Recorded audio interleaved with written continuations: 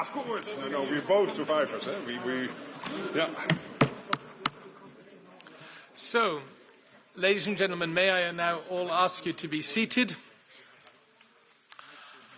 Item number 1, if there are no objections, I propose to adopt the agenda as it stands. Item number 2, our meeting today is as usual being web streamed. We have interpretation in more or less all of our 24 languages. Item number 3, we have minutes to adopt of our meetings on the 16th of October, 18th of November and the 10th of December. If there are no objections from your side, I propose to adopt these minutes without any changes. Item number 4, dear colleagues, first of all, a happy new year, all the best for this year 2025. And I would like to welcome all of you to this exchange of views with the new Secretary-General of the North Atlantic Treaty Organization, and that's why, first of all, dear Mark Rutte, a warm welcome to the European Parliament and congratulations for your appointment to this important position in these challenging times. I think I can say on behalf of all our colleagues, we wish you every success in your new role, and we look forward to productively working together with you. We have you today for the first time in your new position here in the European Parliament, and it is a good tradition that the Committees for Foreign Affairs and Security and Defence, together with our Delegation for Relations of the NATO Parliamentary Assembly, welcome the NATO Secretary-General. That's why I would also like to welcome you on behalf of the two chairs, and Marie-Agnes Strack-Zimmermann is sitting here with me up front.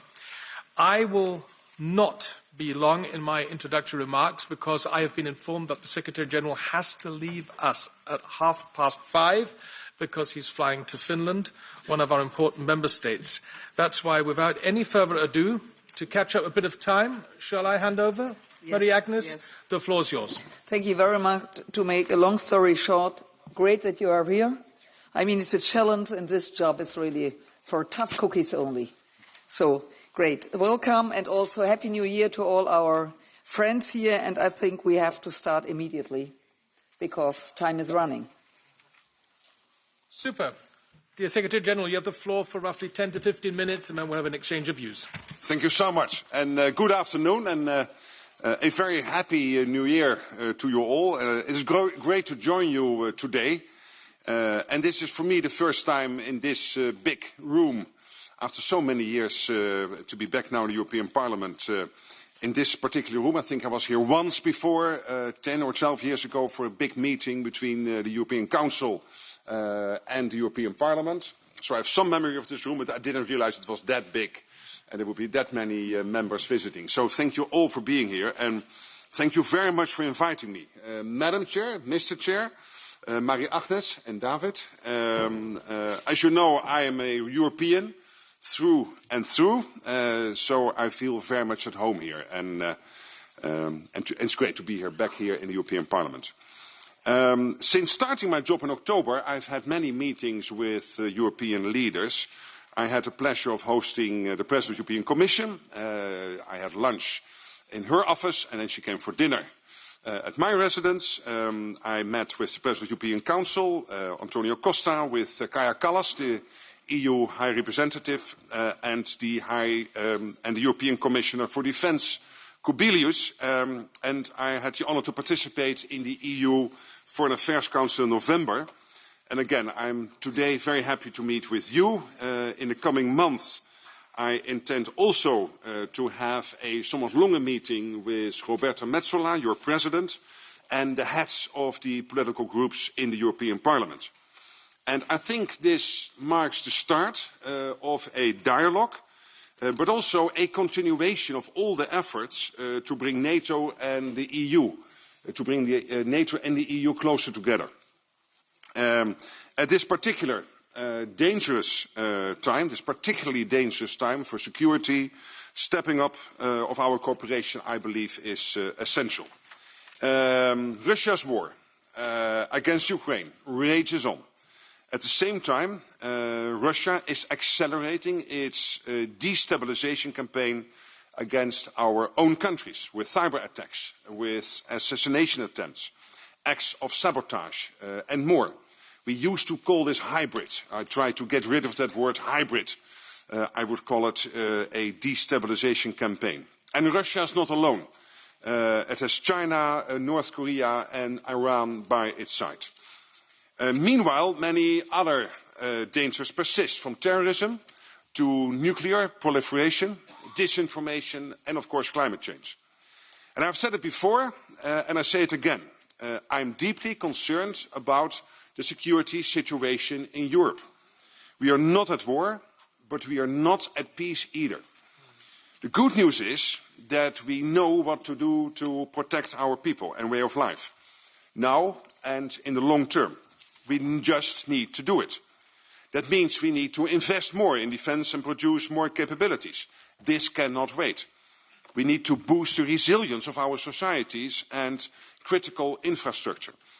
And we need to sustain and step up our support for Ukraine to change the trajectory of the war and deter further Russian aggression in the future. On all of this, defence, resilience, Ukraine, NATO and the EU must work hand in hand. Since the start of Russia's all-out war against Ukraine, we have demonstrated, I believe, unprecedented political unity and unprecedented coherence. I have every intention to help keep this going. And I know there is the same level of commitment within the EU's leadership, in the Parliament, in the Commission, in the Council. Stronger defence is my top priority. And this is about spending more, spending better, but also producing more. Not to provoke war, but to prevent war. NATO allies have certainly increased defence spending. 2/3 are now spending at least 2% of GDP on defence. And that's good, and I very much welcome their efforts. But to be honest, 2% is not nearly enough. To stay safe in the years to come, allies will need to spend considerably more than 2%. As parliamentarians, you know well that security does not come for free. You have a powerful voice, and you have a critical role to play in the debate on the urgent need to increase defence spending. I know spending more on defence means spending less on other priorities if you do not want to raise taxes. I'm a centre-right politician, so I don't like raising taxes. But of course, you could still do it as long as the money is being delivered. But generally speaking, spending more on defence means spending less on other priorities. But it can make a big difference for our future security. On average, European countries easily spend up to 1/4 of their national income on pensions, health and social security systems. And we need only a small fraction of that money to make defence much stronger. So I count on you to make sure we all invest more in defence. It is an investment in our security and the security of our children and grandchildren. We also need to quickly ramp up the production of crucial assets and capabilities, including ships, tanks, jets, munitions, satellites and drones.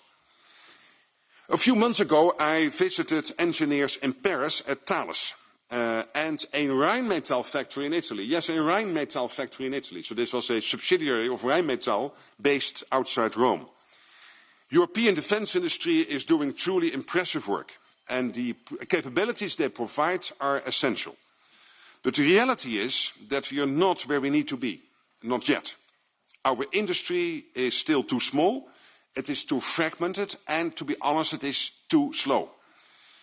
I welcome and support that the EU is now redoubling efforts to remedy this by enhancing our defence industrial base. And with the European Defence Industry Programme, we have an opportunity to bolster our shared security. Yet, while I enthusiastically applaud, I also here urge caution. I believe we must avoid creating new barriers between allies that would only increase costs, complicate production and hamper innovation. Involving non-EU allies in EU defence industrial efforts is vital, I believe, for the security of Europe. Transatlantic defence industrial cooperation makes us all stronger. At a time when Russia, China, North Korea and Iran are increasing their defence industrial cooperation to unprecedented levels, it would be an act of self-harm to put up new barriers between allies within NATO. We must also avoid duplicating existing structures. We cannot afford to waste time and resources. But we are all well placed to complement each other, and that's exactly what we should work to do. NATO is great at the hard stuff. We have the structures in place to set military standards, to set capability targets and produce them jointly. On the other hand, the EU has the awesome advantage of the internal market. That's a huge soft power element. It can help get defence production going at a much higher pace. And therefore, I believe that cooperation is truly win-win. My next point is on resilience, another area where both our organizations, EU and NATO, already work closely together. But we can and we must do more. Cyber attacks, acts of sabotage, espionage, disinformation, instrumentalized migration, our countries are increasingly the target of hostile actions. The most recent example is the damage to an undersea power cable connecting Estonia and Finland on December 25th. And a communications cable between Lithuania and Sweden was damaged last November. We must be more resilient to such hostile actions. And we must make clear that efforts to wage war through sabotage and other destabilization will not go unanswered. And that's why tomorrow, and that's why I'm traveling to Finland tonight, tomorrow, together with Finnish President Stubb and Estonian Prime Minister Michal, I am co-hosting the first ever Baltic Sea NATO Allies Summit in Helsinki. At the summit, a group of allied leaders will take further steps to prevent any further damage of undersea assets and to improve the resilience of energy and communications infrastructure. And we will also strengthen NATO's military presence in the region. And of course, we will discuss the shadow fleet and what to do about it. So we are responding and will continue to ensure no country can exploit us, control our infrastructure or disrupt our societies. This is not a job for NATO alone. We need to work together, leveraging our strength and expertise in tandem to keep our population safe. And then my last point on Ukraine. The future of European and global security hinges on the outcome of the war in Ukraine. We all want this war to end. But above all, we want a peace to last. I don't know how or when the war will end. But I do know peace will not last if Putin gets his way in Ukraine. Because then he will press ahead. He has threatened to start wars in the past and he has started them. Georgia in 2008, Ukraine in 2014 and again in 2022.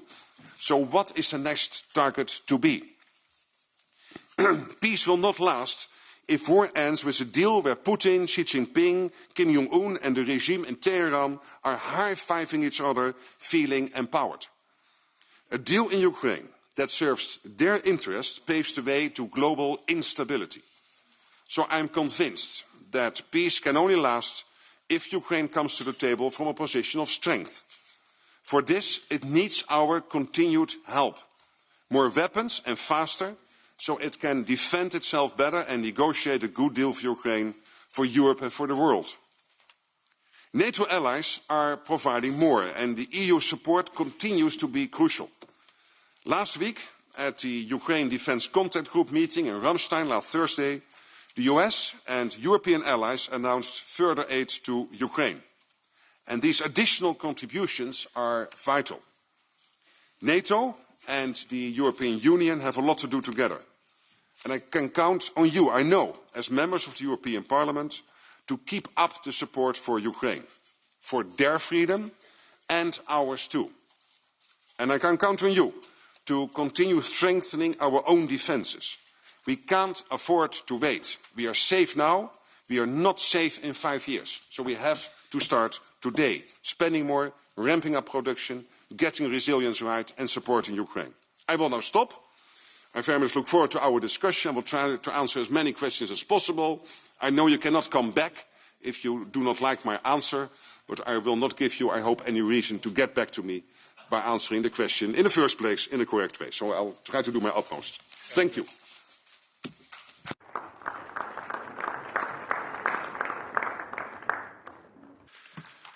Thank you, dear Secretary General, for your valuable overview and also for underlining how crucially important the cooperation, the partnership between the European Union and NATO is.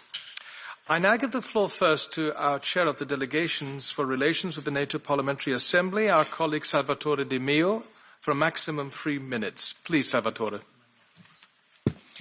Thank you, Chair. I will speak in Italian for my support. Grazie, signor Segretario Generale, per la sua presenza che ci conforta e conferma, eccomi qua, e conferma la volontà della sua istituzione di voler rafforzare il pilastro europeo all'interno dell'Assemblea parlamentare della NATO. A novembre scorso c'è stata l'Assemblea parlamentare e la nostra delegazione ha espresso in maniera chiara l'intenzione di voler cooperare affinché NATO e Unione Europea siano due istituzioni che lavorino in parallelo e non in contrapposizione.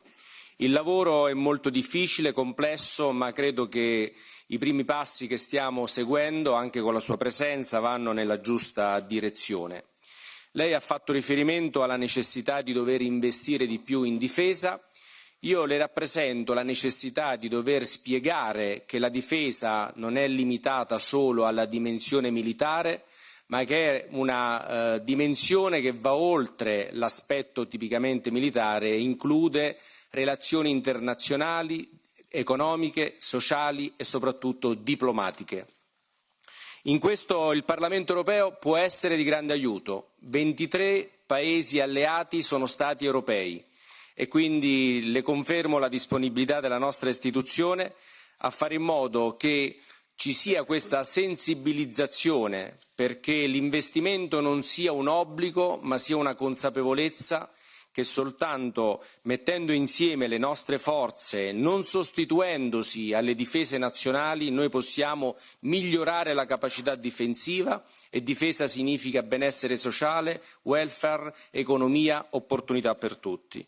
Io le chiedo se le differenze politiche dei vari Paesi alleati, soprattutto quelle che possono emergere all'indomani di elezioni politiche presenti e successive, siamo alla vigilia anche di un appuntamento elettorale importante di un partner come il Canada, possano mettere a rischio la nostra solidità e soprattutto se possano esserci dei rischi rispetto al supporto incondizionato che abbiamo espresso nei confronti dell'Ucraina, perché è vero, noi abbiamo bisogno di garantire una pace giusta e duratura in Ucraina per poter assicurare il prossimo futuro di pace.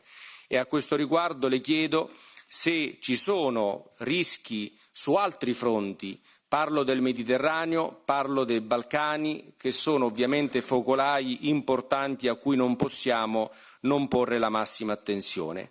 Concludo il mio intervento chiedendole di dover fare uno sforzo perché l'opinione pubblica non venga divisa.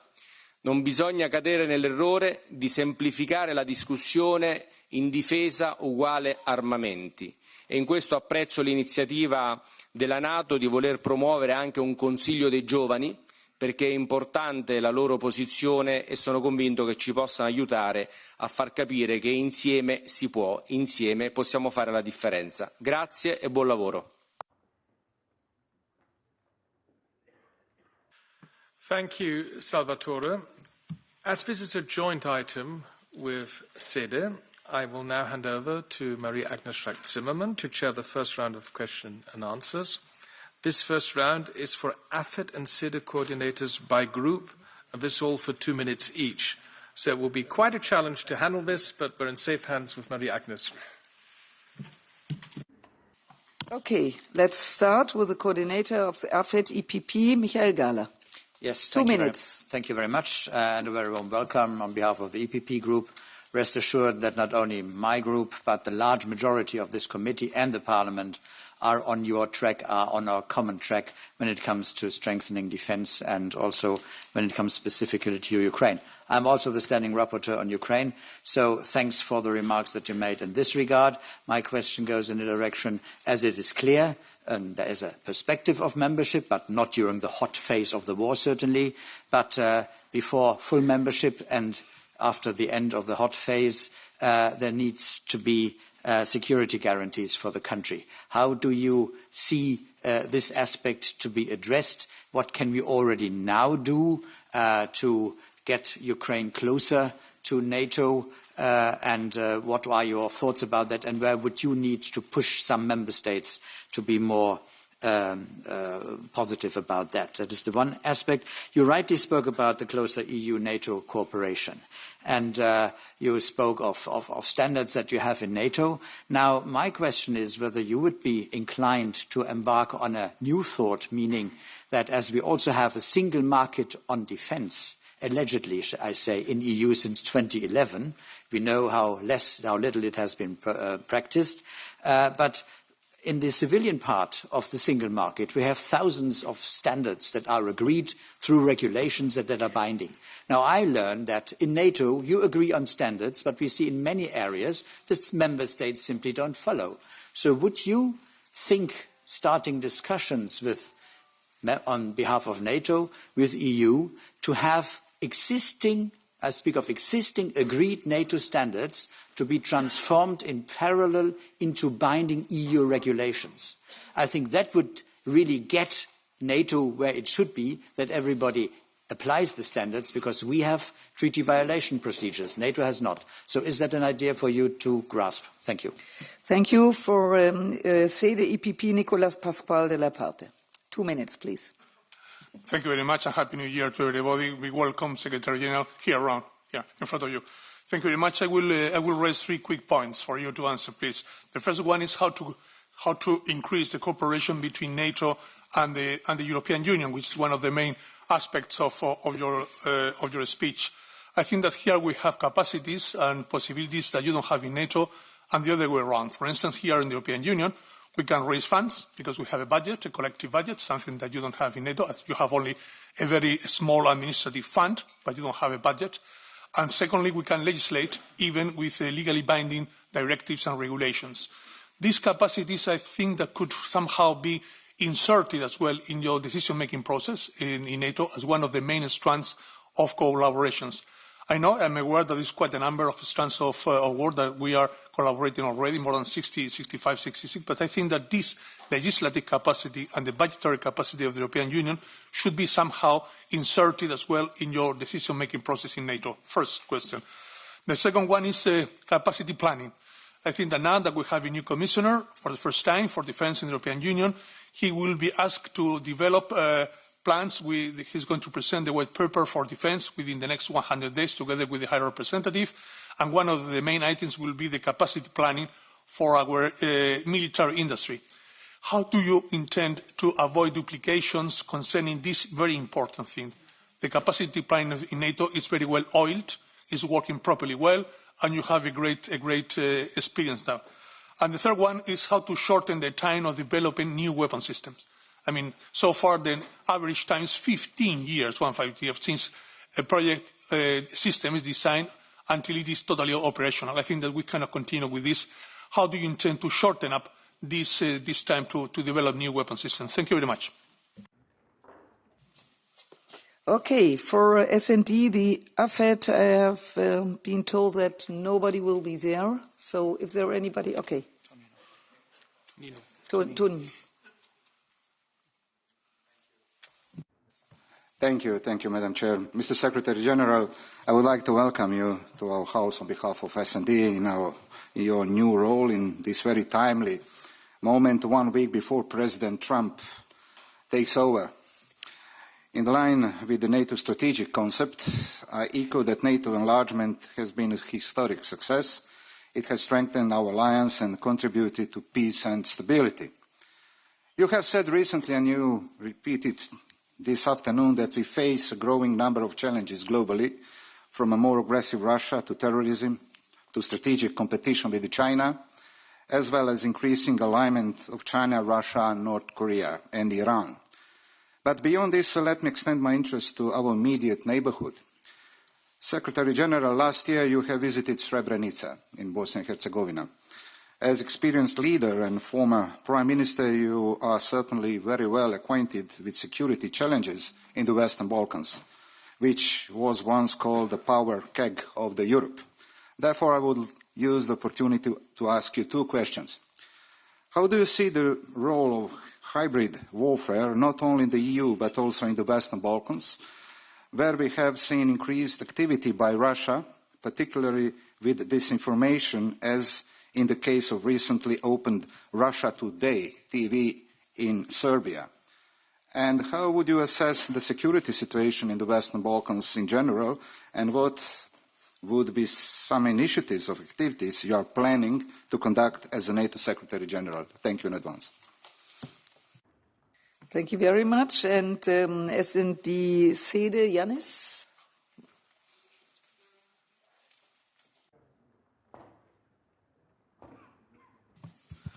Here, Mr. Secretary General. Thank you very much for your presence in our committee, and I wish you every success in your mandate. You take over at a period when we have the war in Ukraine, war in Gaza, regime change in Syria, and the increase in hybrid attacks on the infrastructure of members of the Union and NATO, and even attempts to interfere in the democratic functions of the countries. At this critical time for Europe, we are exactly 1 week before President Trump returns to the White House. Last week's interview about his plans for acquisitions and annexations against 2 NATO members, Denmark and Canada, was shocking to say the least. In this very difficult context, I would like to ask you how you intend to ensure the unity of the alliance and the protection of the border integrity of all member states. I would also like to ask you to tell us about the cooperation between the European Union and NATO in addressing the hybrid threats that many member states are facing, and more generally, how do you see defence cooperation between the European Union and NATO? Would you be supportive of a more autonomous European defence? Finally, I would like to ask you about defence spending. What would be for you an adequate target instead of 2% of GDP? Wouldn't it be more effective to focus on making better use of defence spending than to ask for its continued increase? Thank you. Thank you. Thank you very much. For AFET Patriots, Jordan Bardella. Merci Madame la Présidente. Monsieur le Secrétaire Général, merci de votre présence devant cette commission. Moi, je souhaiterais vous entendre sur le rôle d'un État clé de l'OTAN qu'est la Turquie. Entre intimidation frontalière à l'égard de la Grèce, sa politique de réarmement drastique et son rapprochement avec Moscou, la Turquie redéfinit son rôle sur la scène internationale en face d'une Europe bien naïve quant à la marche du monde. D'un côté, la Turquie cherche à endormir l'Occident à travers sa participation à l'OTAN et la ratification d'accords de coopération en matière migratoire. De l'autre, ses ambitions expansionnistes et sa politique agressive en Méditerranée la placent parmi ces puissances qui ne nous veulent pas nécessairement du bien. Pour le président Erdogan, l'OTAN est un outil d'influence de ses propres ambitions, lui qui rêve de faire de son pays une porte de l'Est et un pont en mesure de regarder à la fois vers Moscou et à la fois vers l'OTAN. Le récent refus d'Ankara de participer à l'exercice aérien de l'Alliance en Grèce en septembre dernier doit, je le crois, attirer notre attention. Ce geste n'est pas isolé et s'inscrit dans la volonté d'asseoir une ambition régionale, en oubliant parfois ses obligations vis-à-vis de l'Alliance dont la Turquie est censée partager les valeurs. Monsieur le Secrétaire général, la liste des provocations turques est longue comme le bras. Je me permets de rappeler que la Turquie a joué un rôle actif dans la crise migratoire, aux frontières de l'Europe en y acheminant délibérément des réfugiés syriens, qu'elle entretient les plus grandes ambiguïtés à l'égard du fondamentalisme islamiste. Elle s'est vivement opposée à la France sur le plan diplomatique en 2020, a usé d'un chantage inacceptable à notre égard concernant l'adhésion de la Suède à l'OTAN. Elle reste le seul État de l'Alliance à ne pas s'associer aux sanctions contre la Russie.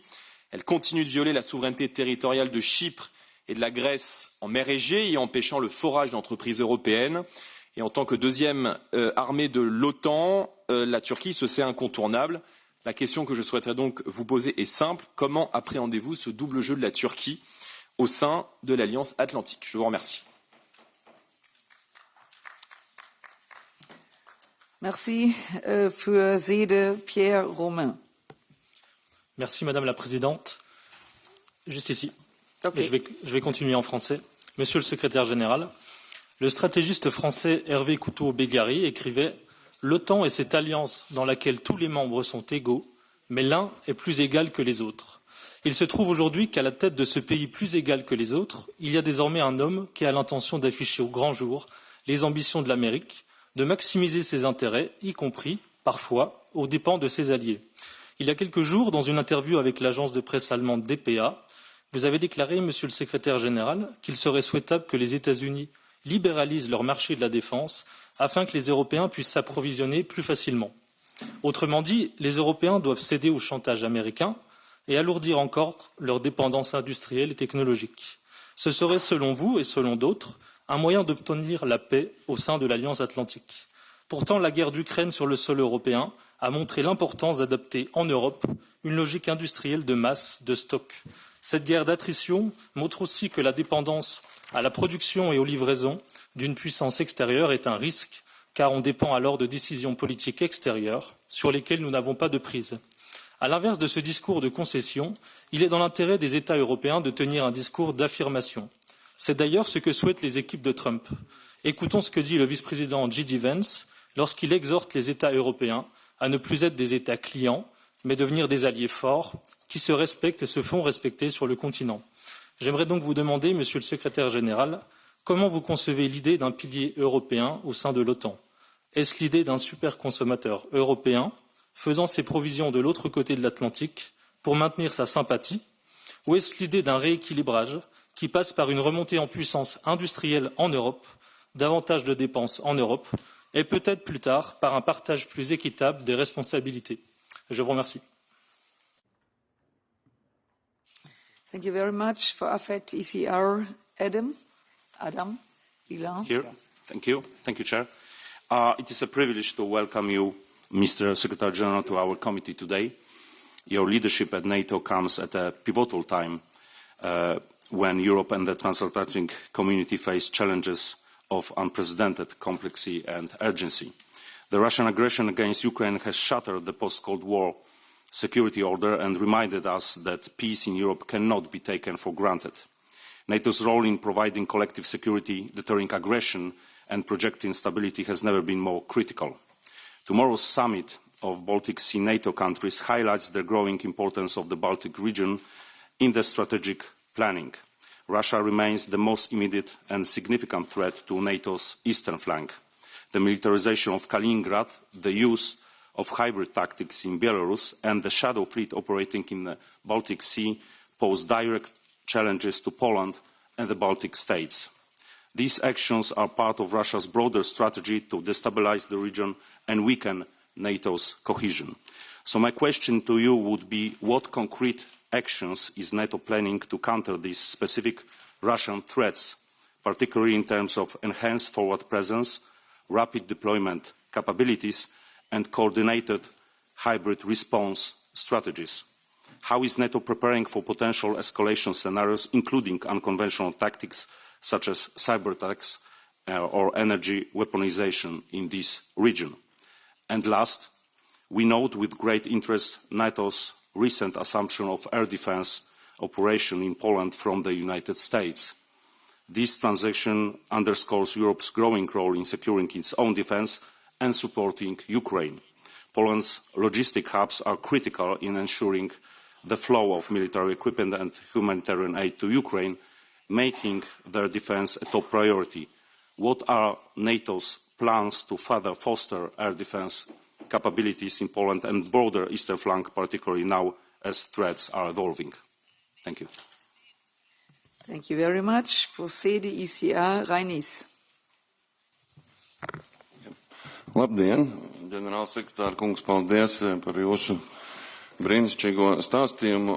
Grūti tam ir nepiekrist, ja vien neņem vērā, ka drīz būs 3 pilni gadi kopš pilna mēroga iebrukuma Ukrainā, 11 gadi kopš karš tur vispār notiek un arī 11 gadi kopš, teiksim, atklātiem, jums nepatīk vārds hibrīda iebrukumiem, jūs to saucat par sabotāžu vai, manuprāt, valsts atbalstītu terorismu. dažādās pasaules malās, un šis laiks ir diezgan ātri iet uz priekšu. Man ir tāds jautājums, vai varbūt jums ir kāds redzējums, kas mums traucē attīstīties un iet uz priekšu ātrāk, kļūt stiprākiem, un arī kādi konkrēti varbūt jūs redzat risinājums, kā tieši cīnīties ar šo sabotāžu vai valstu atbalstīto terorismu, jo skaidrs, ka kopš 49. gada ir mainījusies izpratne par to, kas ir apdraudējumi, un mēs visi saprotam, ka tie vairs nav tikai tieši bruņoti iebrukumi, bet arī dažādi citu veida uzbrukumi. Un vai jums ir kāds varbūt jau konkrēts redzējums, ko NATO varētu darīt vai ko mainīt, lai pret to cīnītos? Paldies! Vielen Dank voor FPV Renew, Hilde. Wel, dankjewel. En beste Mark, allereerst, hier zit ik, allereerst heel erg bedankt voor uw energie en het enthousiasme dat je brengt in de NAVO-hoofdkwartieren en gefeliciteerd. We verwachten ook vanuit België heel erg veel van u als nieuwe secretaris-generaal. En ik vind dat we met Europa eigenlijk vandaag staan we op het Kennedy-punt gekomen zijn, op het punt van defensie. Ask not what NATO can do for us, but ask what Europe can do for NATO. En ik moet u zeggen, de kritiek van Trump is vaak niet de meest verfijnde. Zeker niet op het vlak van de NAVO is ze helaas terecht, moeten we toch wel zeggen. En om dit probleem aan te pakken hebben wij toch wel een heel duidelijke eigen Europese militaire dynamiek nodig. Mark, ik ben een van degenen die hier in het huis al jaren pleit voor een Europese defensie en zelfs wat mij betreft een Europees leger. Maar ik moet u zeggen, als ik dat hier breng, dan hoor je toch heel fel vanuit de NAVO-kringen ook, pas op, niet te Europees, zet geen concurrentie op met die NAVO-structuren. Terwijl, ik begrijp die waarschuwing wel, maar anderzijds, als de NAVO wil overleven, zullen we sterke Europese structuren nodig hebben. En ik richt mij nu tot u als liberaal. U weet heel goed, als we willen dat de Europeanen akkoord gaan, dat we meer gaan investeren in defensie, naar die 2, 3, 4%, dan gaat er ook iets moeten terugvloeien. Dan verwachten ze Europese tewerkstelling. Ze verwachten Europese defensieindustrie. En u bent een bruggenbouwer. De reden dat u daar zit, is dat u een bruggenbouwer bent. En ik stel u eigenlijk maar één heel concrete vraag. Kan u alsjeblieft de Amerikanen masseren dat ze niet zo'n angst hebben van die ontwikkeling van die Europese defensie, van die defensieindustrie, van die Europese aankopen, zodanig dat we met een sterk Europa de NAVO kunnen versterken met de VS en met Turkije. Dat is de rol die ik van u verwacht. Dank u wel. Thank you very much. And now for CD Renew, Malik. Come on. Ja.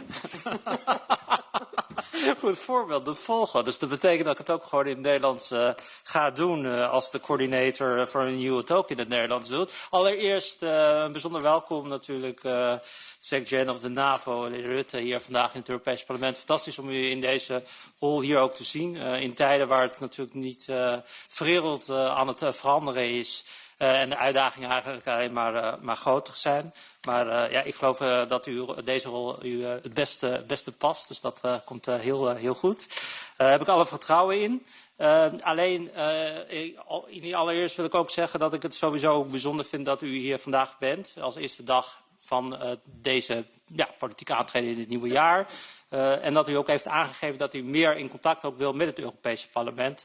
Omdat we het uiteindelijk samen elkaar ook daarin moeten en kunnen versterken.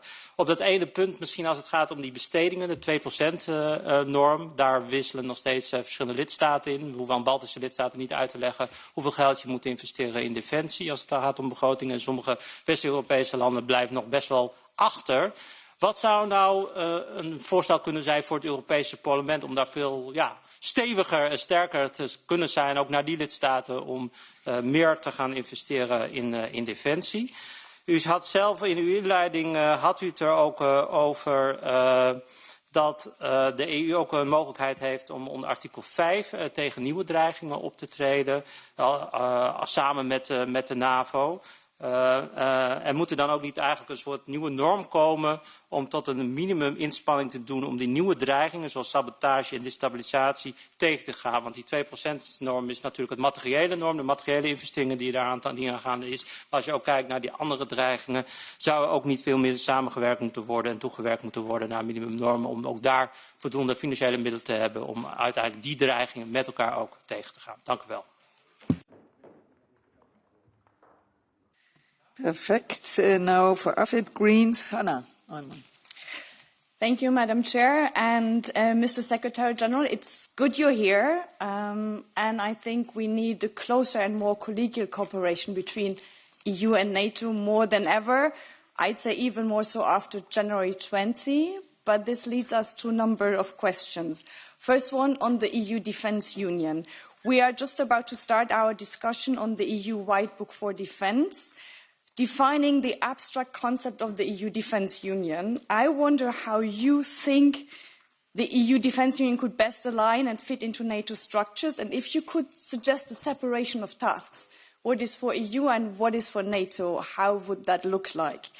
Second question, and you said it yourself, spending more on defence. It is clear that member states need to step up defence spending. I'm not sure if the discussion on percentage is of good value, especially when GDPs might shrink. So it would be interesting for us to get an overall figure of what you think EU member states should be spending in just number of billions of euros in your regard. And as the former leader of the Frugals in the European Union and now SecGen of NATO, I'm wondering what you think about Eurobonds as a possible way forward. On the upcoming Baltic summit, we are seeing a growing number of Russian Jews name them destabilizing attacks in the Baltic Sea. Is the current setup of NATO Task Force Baltic good enough, or could you give us a sneak preview of what you're discussing tomorrow? And my last question, how do you intend to deal with intra-NATO security threats, such as Trump threatening to annex Canada? Thank you very much. And now for CD Greens, Martins. Thank you, Madam Chair. Thank you, Secretary General, for being here in Parliament. So during Donald Trump's presidency, he raised the possibility of the United States leaving NATO and even threatened Denmark over Greenland.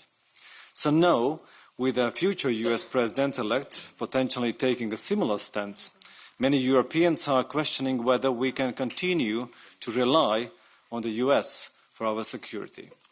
So do you believe Europe should take stronger steps to defend itself in case the US reduce its commitment to NATO in the future? And what specific actions should European countries take now to prepare for such scenario? Thank you. Thank you very much. And for AFED, the left, Mark Botenga. Merci, Monsieur Rutte. Vous êtes secrétaire général de l'OTAN. Évidemment, je viens de quitter la rue où des dizaines de milliers de travailleurs et de syndicats belges ont manifesté contre les plans, notamment en Belgique, mais qu'on voit partout en Europe, de couper dans les pensions, de couper dans les services publics. Et alors, j'arrive ici face au secrétaire général de l'OTAN qui me dit, effectivement, nous devons investir davantage dans la défense, c'est une question de priorité et ça fait qu'il y aura moins d'argent pour les pensions et pour l'enseignement, pour les hôpitaux. Alors je dois évidemment relayer alors la question que se posent les gens, c'est-à-dire aujourd'hui, d'abord l'OTAN dit qu'il faut dépenser 2% du produit intérieur brut pour la défense. Maintenant vous parlez de 4%. Donald Trump, président élu des États-Unis, parle déjà de 5%. Tout ça, pour la Belgique, ça voudrait dire, par exemple, qu'on passerait de 7 milliards annuels actuellement vers 30 milliards environ. Vous imaginez bien qu'entre-temps, on fait des coupes dans le social, mais on investit massivement dans le militaire. Les gens se disent « Oula, ça c'est quand même inacceptable, mais peut-être c'est nécessaire ». Ma question, c'est, j'ai regardé, l'OTAN dépense aujourd'hui environ, annuellement, les dépenses en défense des pays membres, c'est 1185 milliards. La Russie, principale menace considérée sur le flanc Est, c'est plus ou moins 10 fois moins. Je pense qu'on est à 126 milliards. À ce niveau-là, pourquoi est-ce qu'avec tout l'argent que nous dépensons en défense, on n'est pas capable de se défendre aujourd'hui? C'est ça la question que me posent les gens. Est-ce que c'est des politiciens complètement incompétents qui ne savent pas gérer ces budgets? Est-ce qu'en réalité, c'est parce que cet argent est mal dépensé? Est-ce que ça va dans les caisses des actionnaires des grandes multinationales? C'est quoi? Pourquoi est-ce qu'avec ce budget qui est tellement plus important que le reste du monde, on n'arriverait pas à se défendre aujourd'hui? Merci. Vielen Dank. For the AFET, ESN, Stanislav Stoyanov. Isn't here? Okay, then for the SEDE. Oh, sorry, where are you? Oh. Non, excusez-moi, on avait le Left CD aussi.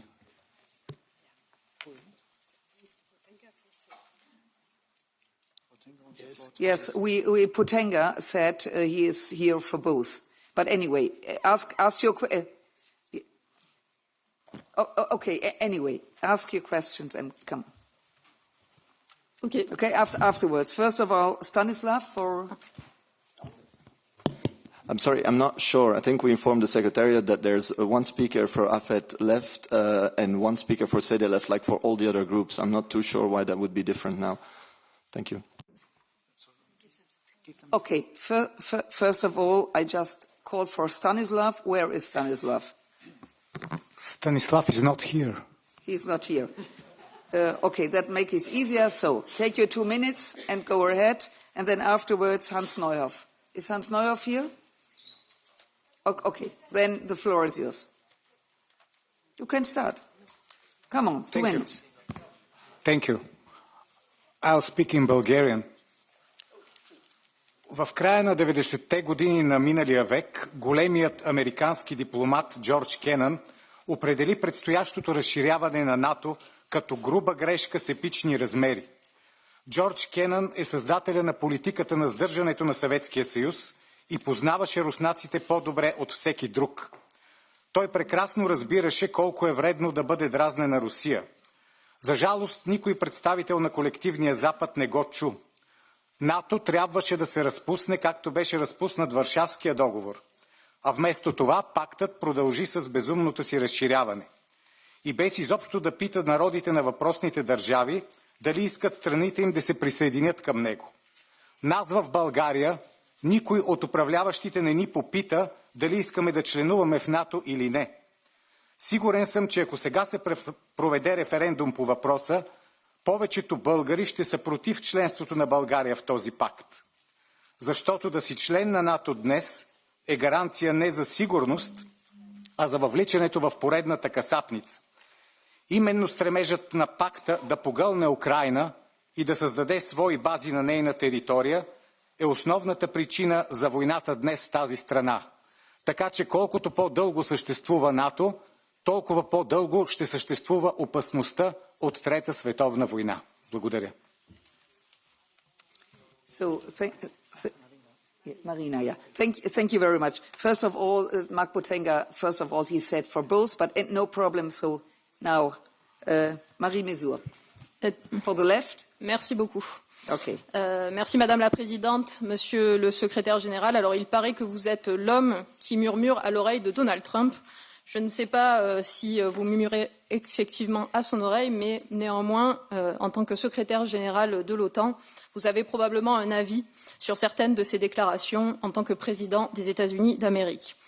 Vous êtes bien entendu familier avec l'article 5 du traité de l'Atlantique Nord qui stipule qu'une attaque armée contre un État membre de ce traité sera considérée comme une attaque armée dirigée contre l'ensemble des États membres de ce traité, chacun prenant alors des mesures nécessaires pour venir en aide aux pays attaqués. Monsieur le secrétaire général, le Canada et les États-Unis sont des États membres de l'OTAN. Or, ces deux pays sont menacés par la velléité expansionniste de Donald Trump. Ce dirigeant d'extrême droite et ses alliés multiplient les politiques de déstabilisation et d'ingérence à l'encontre d'autres États membres de l'OTAN, je pense notamment à l'Allemagne et au Royaume-Uni. Dans ce contexte, quel est votre regard sur les déclarations du président Trump envisageant un recours à la force armée pour annexer le Groenland, sur la guerre économique qu'il veut déclencher contre le Canada afin de le rattacher aux États-Unis, rien que ça, sur l'ingérence d'Elon Musk, membre de l'administration américaine, dans la vie démocratique de l'Allemagne et du Royaume-Uni. Et finalement, au titre de l'article 5, Ma question, c'est de savoir, mais que devraient faire les États membres de l'OTAN si les États-Unis envisagent finalement, militairement, d'envahir le Groenland? Je vous remercie.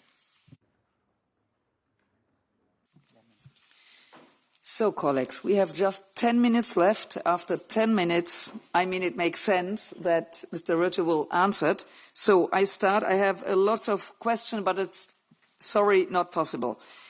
So we start with Mr. Stier, EPP. Thank you, Madam Chair. 1 minute. Very well. Mr. Secretary General, a year ago you were in Sarajevo, and that was a visit that was very, here I am. Yeah, it was very instrumental for the European Council at that time to decide to open up negotiations for Bosnia and Herzegovina with the EU. Now, as the Secretary General, how do you see the path of that country towards NATO, because it also has its membership action plan? And second, we discussed a lot about the cooperation between NATO and the EU. We have it on the ground in Bosnia and Herzegovina with Altea. Is that a framework that you would like to expand in the overall cooperation between EU and NATO? Thank you. Perfect. 30 seconds are better. Then Mrs. Inkia. Thank you very much, Madam President, and I'm here. Welcome to the European Parliament, Mr. Secretary General. I think none of us has missed the President-elect Donald Trump's last troubling remarks, I would say, suggesting that Greenland should become a part of the US. He even stated that he will not exclude any military interventions. Saying that towards another NATO ally is unacceptable. In these times of threats to international law, NATO countries must stand united, as you yourself said. Such statements are therefore unacceptable and play also into the hands of Russia and China. As Danish Prime Minister Mette Frederiksen stated, discussions about Greenland's future must start and end in Nuuk. As Social Democrats, we urge you, as the Secretary General of NATO, to stand firm in support of Denmark and Greenland. In these times of rising geopolitical tension especially, it is vital that we stand united in defense of international law. Thank you. Thank you. Mr. Cherba. 1 minute. Good afternoon, Mr. Secretary General. I'm a former president of NATO Parliamentary Assembly, and thank you for your support for the parliamentary dimension of the Assembly. 2 weeks ago, Poland has opened the Polish presidency of the Council of the European Union, and Prime Minister Tusk and President Costa already announced that there will be an informal meeting of the European leaders at the beginning of February and dedicated to the topic of defense. And you will be present as a Secretary General, but also the Prime Minister of the United Kingdom. What are your expectations from this meeting? And the second thing, I'm also a current standing rapporteur on the US. And in the light of the outcome of the American elections, I would like to thank you for this dialogue you have from the day one with the new president-elect and his administration. We must maintain our strategic partnership with the US, NATO, but the first test of this should be Ukraine. Do you agree with this? And what are your expectations with this dialogue? Thank you. Thank you. Now Roberto Vannaggi. Yes. I'm going to speak in Italian. Il 5 marzo del 2023 un intelligence update britannico ci raccontava come i russi combattessero con i badili per carenza di munizioni. La Presidente della Commissione von der Leyen ci ha spesse volte detto come i russi rubassero le schede elettroniche dalle lavatrici ucraine per mandarle in Russia al fine di utilizzarle per i loro sistemi d'arma. E la NATO ci dice ogni giorno delle ingenti perdite russe che incrementano ogni giorno di 1500 ogni giorno. Ora, in questa situazione di evidente crisi della Russia contro un paese modesto come l'Ucraina, e soprattutto tenuto conto che l'Europa spende 314 miliardi di euro in un regime di mercato, mentre la Russia ne spende 140 per la difesa in un regime di guerra, ci spiega perché tra 3 o 4 anni la Russia potrebbe attaccare un paese della NATO e perché dovremmo spendere di più in difesa?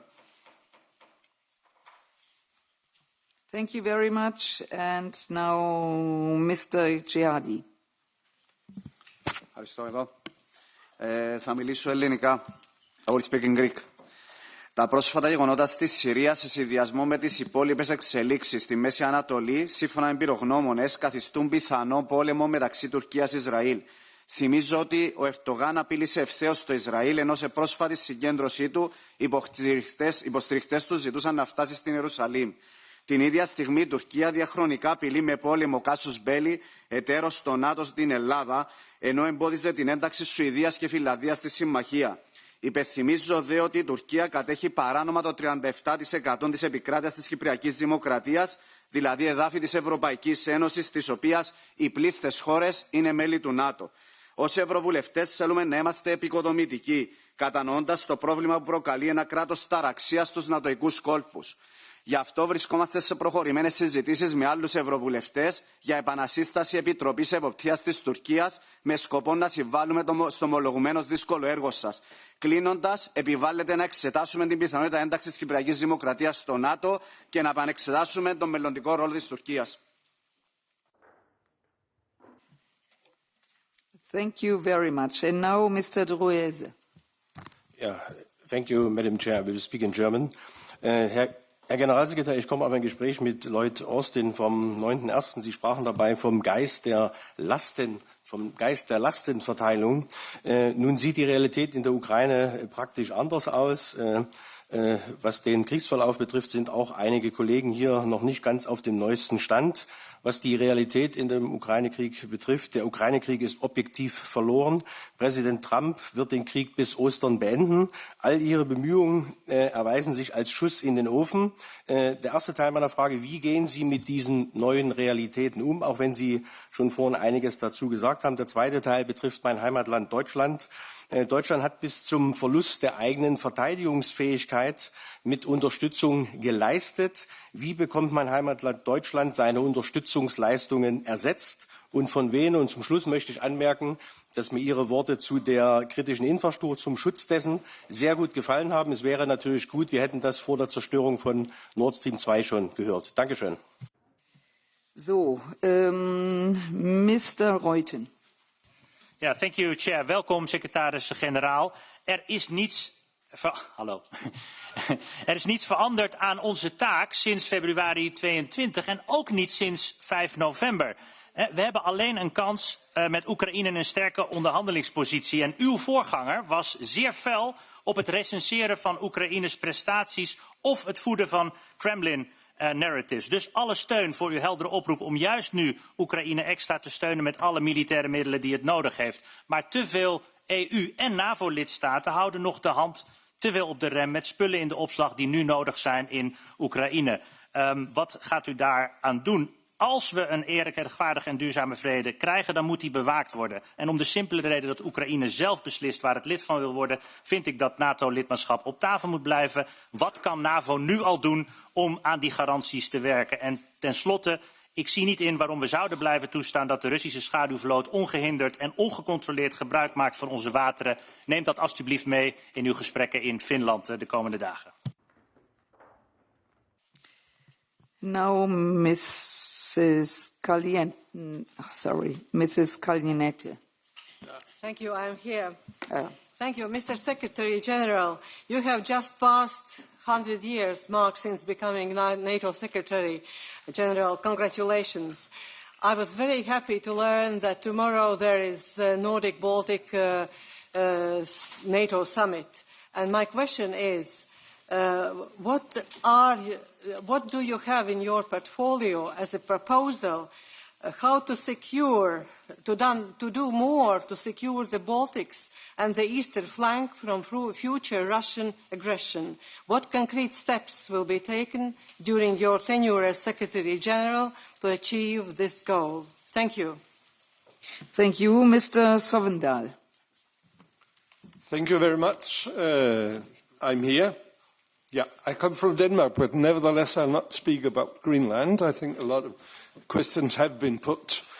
I'll ask about the Shadow Fleet. When you come to Finland tomorrow, I think another way of weakening the aggressor is to ensure that they cannot keep sailing Shadow Fleet ships through in the Baltic Sea. the countries around the Baltic Sea are doing what they can. Germany, Finland, Denmark have all had the problems. But how do we make it coordinated? Will you follow that up tomorrow, Mr. General Secretary, and find some proposal where we are sure we act together, both to weaken the incomes of the Russians to make the war, but also to prevent the catastrophe it would be if one of these old ships are putting their oil out in the narrow straits of Denmark and Sweden, etc. Thank you. Thank you very much. Mr. Terras. Thank you very much, Mr. Secretary General. I wish you all the best and all your mastering the Dutch politics. You should be very good in keeping NATO together in the coming very difficult years. But my concern goes to your meeting tomorrow. I understand that that is something which the Baltic states and Nordic states are concerned of, but throughout the NATO's history, there's always been attempts of regionalization of the security, and that is one example of regionalization. I think the Spanish and the Portuguese must be as much interested in the security in the Baltics as the Baltic states countries, so that would be my concern. Thank you. Thank you very much. Last but not least, but time is running out, Mr. Kramer. Thank you very much for the last but not least, and congratulations, first of all, General Secretary, and good luck in this difficult task ahead. I'm just back from a couple of weeks of campaigning on the German campaign trail, and I'll tell you very clearly, people do understand the threat and also the necessity to invest in our defence. What a lot of people do not understand, however, is why we still afford this level of inefficiency when it comes to procurement and when it comes to coordination between our procurement agencies. According to the Minister report, we could save 30% of what we are spending if we did that in a more coordinated manner, more effectively.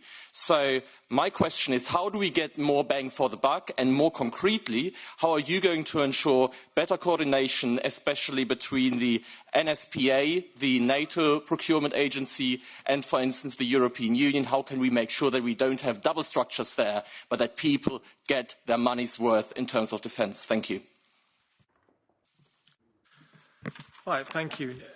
Mr. Secretary General, it's up to you now to answer as many questions as possible and to summarise, and please bear in mind that we have to close in about 15 minutes. Yeah. The floor is yours. But before I give you the floor, may I just welcome among us the longest-serving member of the European Parliament in our history and the long-serving chair of our Foreign Affairs Committee, Elmar Brok. A warm welcome to you. Good to see you. And now, after Elmar, it's Mark. Good to see you. And thanks for all the questions. Let me try to deal with as many as possible. So, first of all, on the issue of of course, elections will be taking place always. So we will have elections all over Europe and in Canada, elsewhere. We have to deal with them. This is democracy. I'm happy that we have these elections. I think you are too. And on the second question, which was on the Mediterranean and the Western Balkans and youth, specifically in youth, we just launched a process for a youth advisory council, and we will again host a youth summit. I totally agree that we should also focus on the Mediterranean, the southern neighbourhood. There is a special Secretary General, special representative for the southern neighbourhood. We work very closely with Jordan, but also, of course, in Iraq we have a big mission, but also with countries like Tunisia, Mauritania, other countries in the southern neighbourhood, and we have a close cooperation with basically most of the countries over there. And then on the Balkans, and many of you raised that, so maybe I can answer that because of the first question also going into the Balkans. Yes, of course, we have some worries there, particularly, of course, the situation between Bosnia, in Bosnia, but also between Serbia and Kosovo. When I get to Bosnia first, and there were some other questions on Bosnia also here, we are closely monitoring, of course, security developments in Bosnia and Herzegovina. I think NATO allies are always very clear We will not allow a security vacuum to emerge in Bosnia and Herzegovina and more generally in the Western Balkans. It is crucial that the EUFOR mandate is renewed in November.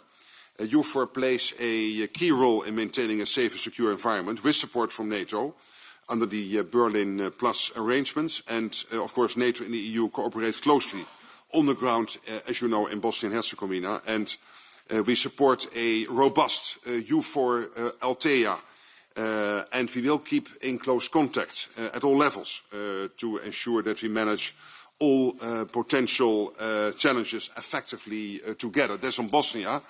And we also are very much in contact, of course, with Kosovo, but also with Serbia to make sure that also the elections coming up in Kosovo later, I think it is later this month or early February, that they will not lead to destabilization. That's also crucial. But again, Western Balkans, we really have to make sure that we take a close look into this and stay closely connected. It is a crucial neighborhood. Then on the security guarantees, yes, well, I would say let's play it step by step. First of all, we have to make sure that Ukraine is in a position of strength as soon as it enters into peace talks. That's what we can do now, to make sure that they get into a position of strength. As far as we are concerned, in the future, Ukraine should become a member of NATO. That is what we promised Ukraine. We are building that bridge now by all the bilateral security agreements between many allies and Ukraine, but also through the $40 billion pledge. The NSETU organization, which is the Command in Wiesbaden, has started a couple of weeks ago taking over tasks of the previous structures. So that is now all taking place. And as I said in my short introductory remarks, whenever peace talks start to happen, it will be crucial that going forward, Russia has to understand that post those talks, it is impossible for them to again attack Ukraine. So part of the peace talks has to be the exact way of going forward in terms of Ukraine's relationship with NATO, preferably within NATO.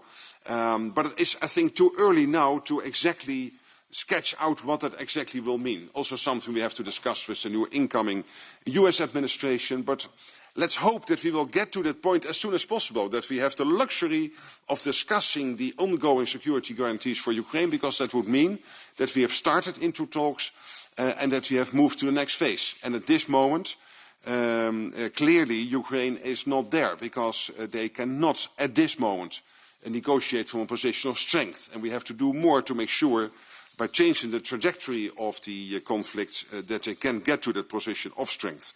On standards, totally agree. NATO is strong here. The EU is strong on all the soft power, including the internal market, ramping up defense production. And when it comes to, let's say, industry standards, so from the NATO standards to more industry-specific standards, and sometimes what you will see is that you have 155 ammunition. And you would think that is one particular design for every company which is producing the 155 ammunition, but you would then be amazed how many companies would have some very small specific additions to their system so that you can only use their 155 ammunition and not generally. So this is something we are working on. And I mentioned already that we have started to work closely together. Of course, we are all colleagues from previous days, so that's easy with Kaja Kallas, with Ursula von der Leyen, with Antonio Costa, but also with the new Defence Commissioner, Kubilius. And one of the things we agreed is that we will set up a high-level coordination group between NATO and the EU. And more specifically, I agreed with Ursula that whenever there is an issue which is not solved in that committee, that she and I will phone each other, and we will only hang up when we have agreed. Even if it takes the whole weekend and we cannot eat in the meantime. So we will have to deal with this issue and we will have to solve them. And we will. And she is a former defense minister of Germany. We are great friends. So this should work, because we have to make sure that we are in a position of maximum strength vis-à-vis Russia and others, and not spending too much time internally between the EU and NATO when it should be easy to get to an agreement. And that's also an answer to how to get the EU and NATO closer together, more coordination, but light touch, no heavy structures with lots of minutes and meetings and committees. Let's make it as easygoing as possible so that we can focus on the main salient points and the big issues. On capacity planning, yes, absolutely, we have to work on this. I discussed this with the Defence Commissioner, how to do this, and totally agree on shortening the time to develop new weapon systems. That's particularly crucial that we do that. And we can learn here, of course, from what we see in Ukraine. And Ukraine is extremely fast now at bringing new developments to the battlefield. But Russia is then extremely fast in implementing what Ukraine has just implemented 2 weeks ago. So we are learning from this. And this whole idea that we can in detail describe what a design should look like, including the color and the type of paint you use, etc., is silly. The big risk in EU and NATO is that the better is the enemy of good. And we don't have to go for the 10 on a 1 to 10 scale or for the A+. Sometimes the B is good enough. And speed sometimes is more important than perfection. Then, of course, the new incoming administration, they will start next Monday. We have seen some press conferences, some things being said by some people in the US. But I would say let's take this forward starting from next Monday onwards. What I know from Donald Trump and from the incoming administration is that they were the ones pushing us for more defense spending. They were successful at this, and they were right. I mean, we did not spend enough, and now luckily we are overall close to the 2%. The problem is, of course, that in the meantime the 2% is not enough. And some of you asked me, okay, what should it be? I don't want to commit to a number, but as I said in my Carnegie talk after my speech, when you look, so let's say at a sort of first glance at the capability requirements emerging from the internal planning process within NATO, it will be north of 3%. But then you're right, if you do joint buying and making use of the NSPA, Luxembourg structures and everything else we have within NATO and the EU, you can deduct joint buying, you can deduct innovation. For example, Ukraine is experimenting with new radar systems, which are extremely less expensive than some of the more traditional radar systems to detect enemy missiles coming in. Just one example, if you deduct that, you don't have to get to what we are afraid of you would need now, which is 3.6, 3.7. So you would bring that number somewhat down, but it will be impressively more than the 2% we are at now, I'm afraid. But that is a structured process within NATO. We will conclude it over the coming month with the defense ministers, latest in June before the summit in The Hague. Then on the more autonomous European defense, well, it's great to have a sort of European NATO, but then forget about the 2%. Then you have to bring it up to 8, 9 or 10% if you really want. You have to build your own nuclear capability, and it will take 15, 20 years if you want to build a European NATO without the US. At this moment, the US is spending over 60% of all the money being spent within NATO territory, over 60%. That means the other 31 are doing less than 40%, including Canada. And so it is an illusion that you can build a European NATO over the next 10 or 15 years. And why would you? I mean, the transatlantic relationship, I think, after the First World War, but particularly after the Second World War, has served us very well. So why would we disconnect from the US? I would be against it. But again, if you want this for ideological reasons, then you have to quadruple or even more your defense spending, and then it will still take you 10 or 15 years. And I agree, better spending always better than more spending, but I think it is both. It is better spending, like making use of the joint procurement, but at the same time we need to do more spending, because simply, when you look what we spent during the Cold War, the levels were north of 3% generally, and the 2% we are now is absolutely not enough. When you look what Russia is producing now in 3 months, it's what the whole of NATO is producing from Los Angeles up to Ankara in a full year. And then Russia is not bigger than the Netherlands and Belgium combined as an economy. The two of you together is the Russian economy. And they are producing in 3 months what the whole of NATO is producing in a year. And don't forget, when you compare Russian numbers, that what you can buy in Russia for the same money is, of course, much more. Because they do not have our high salaries, they don't have our bureaucracy, they can move at a higher speed. And they have basically created a war economy, and their whole industry is now on a war footing. So don't compare their 8 or 9% defense spending, 1/3 of the 8 or 9% of GDP, 1/3 of the whole state budget being spent on defense.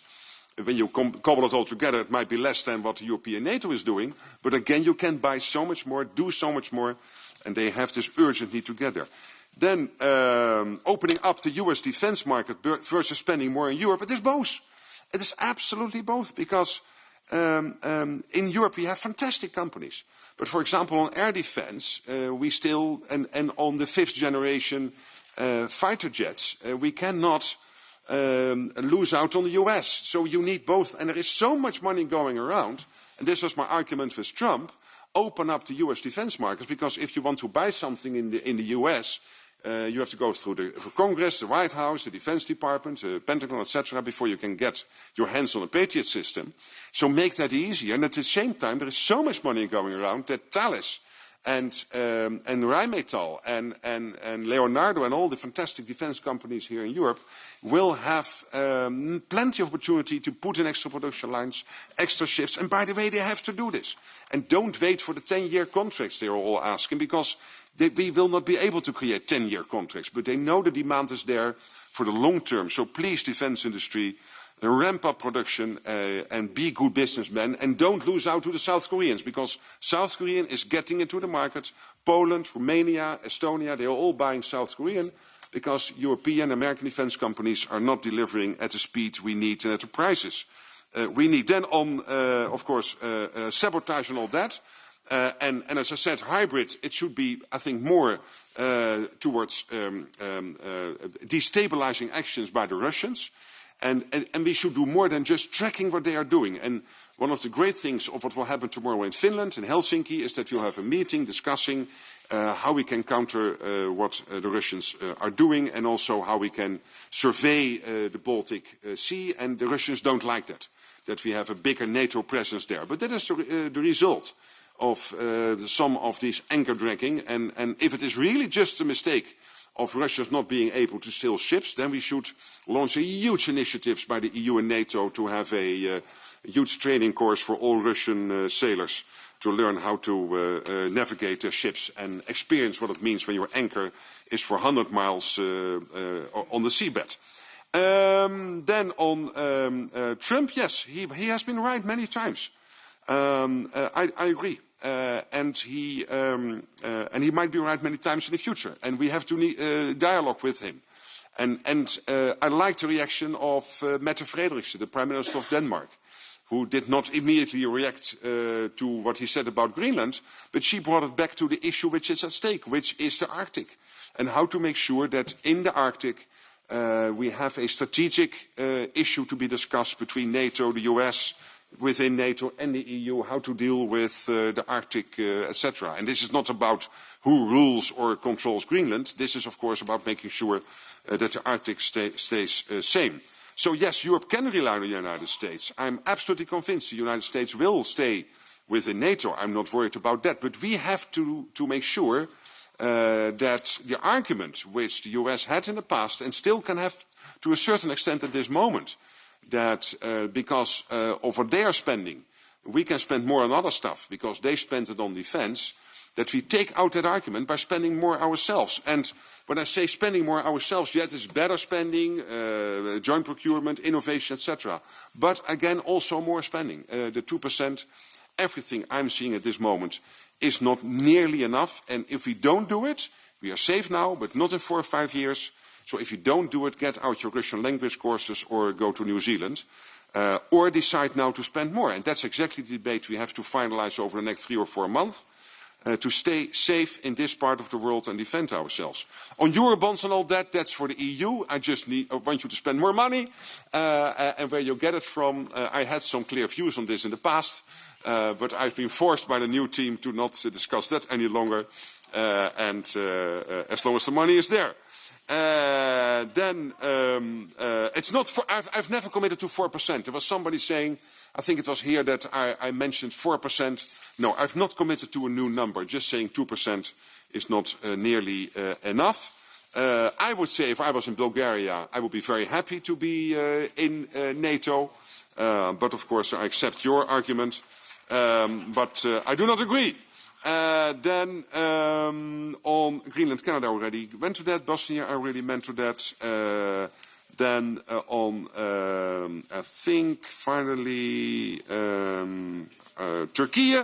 Well, in 2016, it was Turkey with Germany, and the Dutch were then heading the European Union Council, UCO, and we were able to come to a deal with the Turks in the Syrian refugee crisis.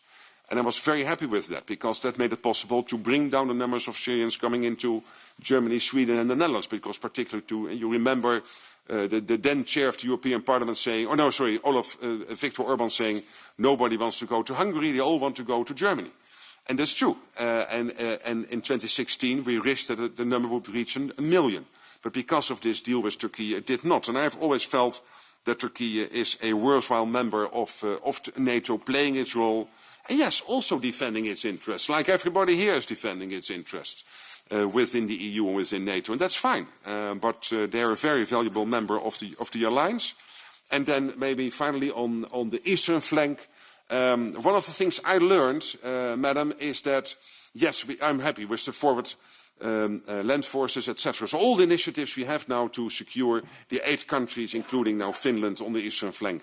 But at the same time, let's never forget that in the end, we have to also at the same time message towards the Russians that whenever you would decide to attack us, it is not only the Latvian military which will fight you back, not only the forward land forces, it will be the whole of NATO, including our mighty navy, our mighty land forces, our fighter jets, which will take you out. So not even dare to take 1 square kilometer of Latvia.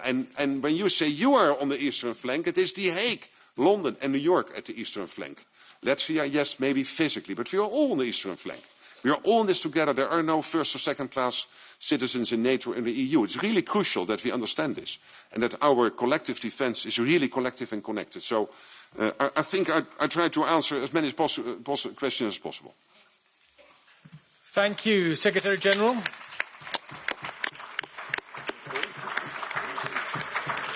Dear Mark Rutte, thank you for this valuable exchange of views. It was a real pleasure to have you here today. Colleagues, may I ask the coordinators to remain in the room?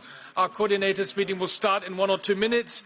Our meeting is now closed. Thank you very much, and once again, thank you, Secretary General.